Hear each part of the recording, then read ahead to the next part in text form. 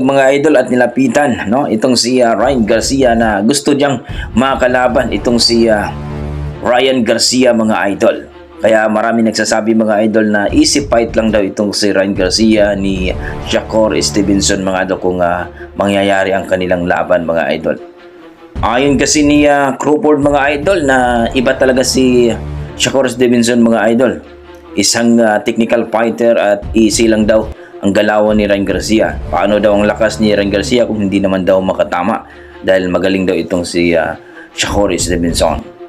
Pero ang problema mga idol ngayon, biglang kumambyo itong si Shakur Stevenson. Sabi ni Shakur Stevenson, hindi na daw niya lalabanan si Ryan Garcia dahil mas malaki daw ito sa kanya. Pero kung mag-catchweight daw sila dito sa 144, lalabanan daw niya at kung mag-reedition close daw itong si Ryan Garcia. So, mukhang bumahag ang buntot ni